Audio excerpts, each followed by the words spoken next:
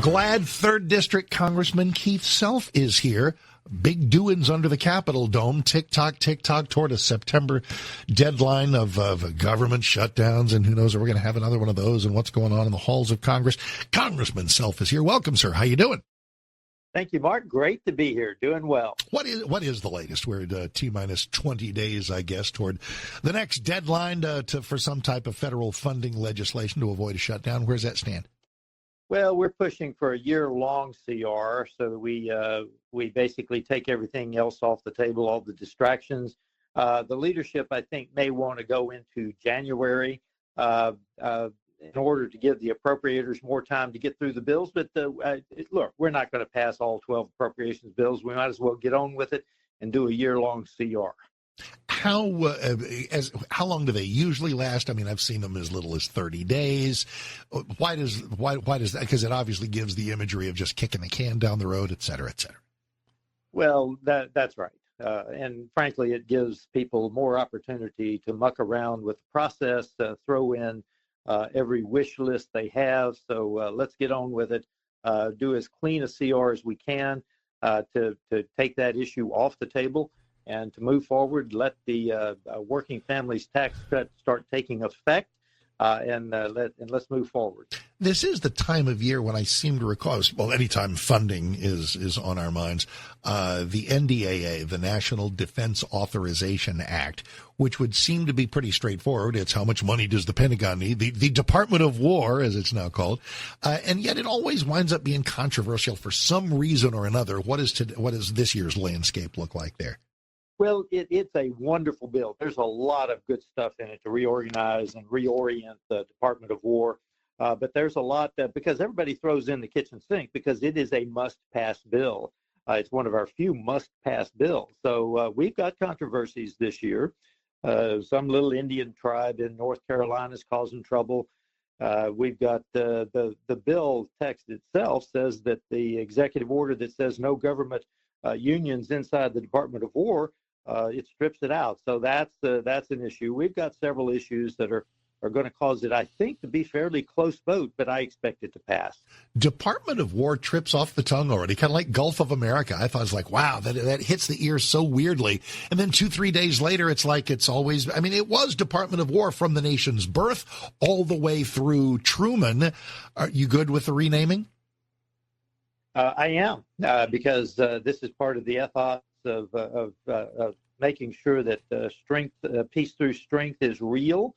But you have to back that up with some change, and this NDAA does that. It reorients it. It says we're going to do better in preparing for the next war. Congressman Keith Self is here, 3rd District of Texas. The House Oversight Committee has had a lot of, listen, there's so many things with AutoPAN and Biden's decline. Those are the most important things. But with the last few days, I can't not ask what your thoughts are about the release of all the Epstein stuff. Have we had enough? Does there need to be more? What do you want to see happen with those mysterious files? Well, we need more. We need more. I co-sponsored the Massey resolution.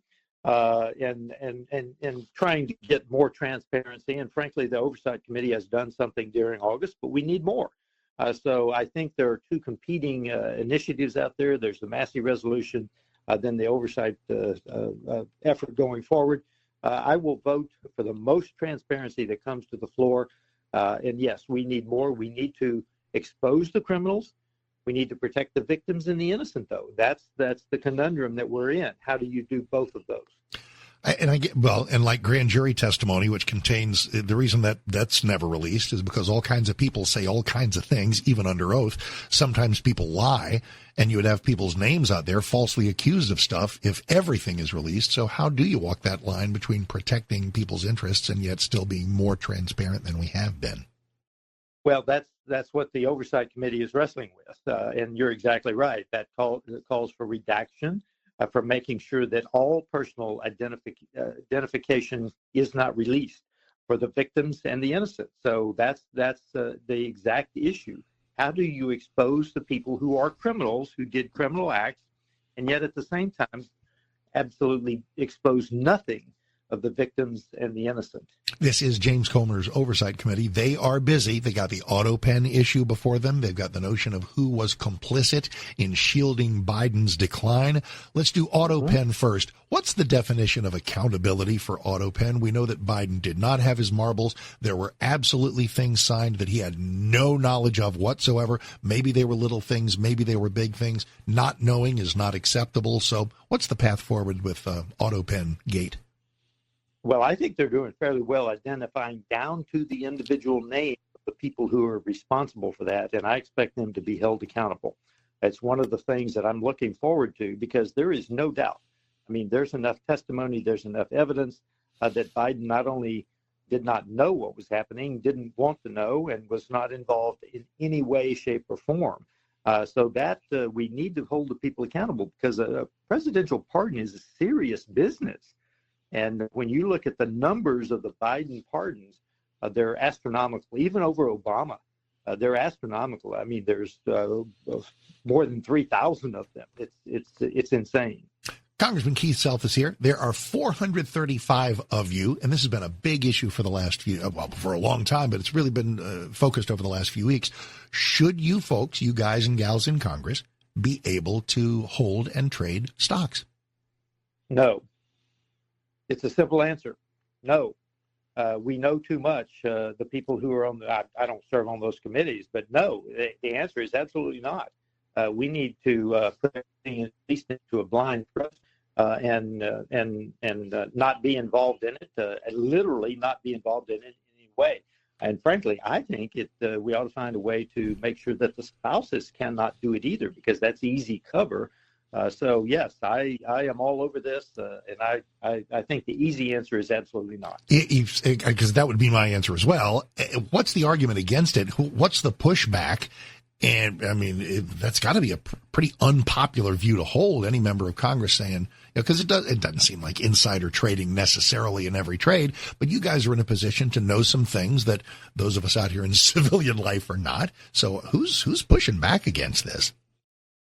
Well, people in both parties is the answer. One is that how do you expect me to make money? And that goes back to the fact that it's expensive to have a place in D.C., but the fact of the matter is you're taking advantage of your position, and that is wrong. And there are lots of ways to invest, aren't there? I mean, that don't involve particular stocks. I mean, because I don't know. That would seem like a weird answer of, how do you, because first of all, everybody in Congress does deserve to, they do get to make money. I mean, congressional salaries aren't bad, but it's certainly not, it's a fraction of what you guys could make in the private sector with similar work. But there are lots of other ways to invest, and some of y'all are doing it. I mean, I'm trying to figure out who, from Ayanna Pressley to Jasmine to others, not to just pick on Democrats, but there are some people who came into, Ilhan Omar, came into Congress with relatively modest means and are now somehow mysteriously worth millions. Don't ask me about that, Mark. I have no idea. That is not my case. And listen, if we do it, I will be happy to sell my $2,600 in stocks that I got as a bonus from SAIC when I worked in the defense industry. So I really don't have a vested interest in it, but I agree that we need to make that a prohibition. Gotcha. Last thing, I want to pull the curtain back on something. Every member of Congress has a budget to run radio ads, and some people make some use of it, some people don't. It is the absolute consensus that you and your office make the absolute best use of it.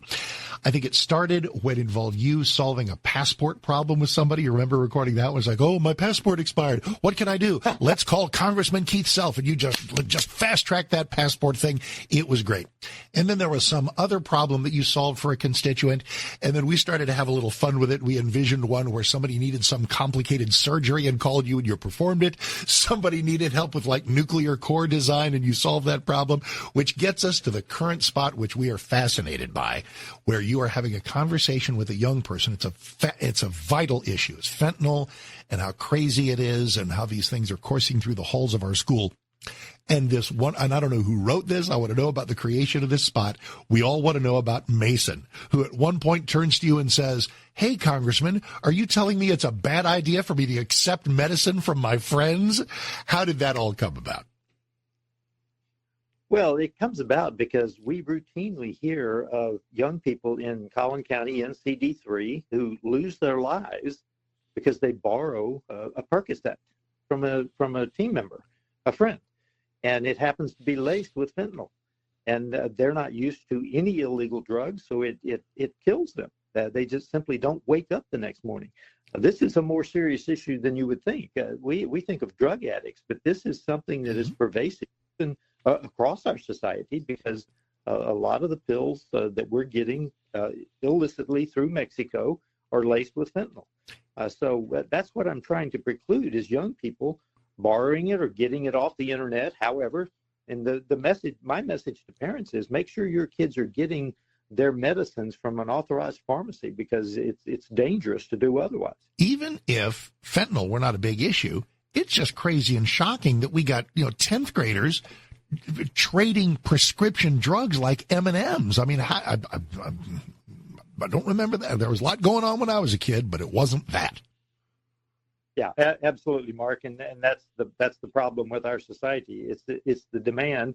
They start they're talking about prescription drugs that they need now, but it becomes a habit, and that's what we want to preclude. Well, and that is a message to all, because we hear that and we go, wow, are there kids doing things that are that dumb? There absolutely are. And let's give credit where credit is due. Fine performances by everybody in that. Did they do a casting call for Mason? Who was that young man? Where'd you guys record that? How was that? I would never reveal who the star is. Is it real, or did a staffer write that and say, let's portray this? Now you're asking me for inside baseball. That's right. That's what I do. Well, let the message stand on its own value, because it is vital that we all know that there are kids, otherwise fairly smart kids, walking around going, "Oh, my buddy just offered me a Percocet. What could go wrong?" Well, we should all know. Congressman Keith Self, District 3. Thank you, sir. Appreciate it. Always appreciate your time. Great to be with you, Mark. Thank you. Congressman Keith Self, 850, Mark Davis, 660 AM The Edge.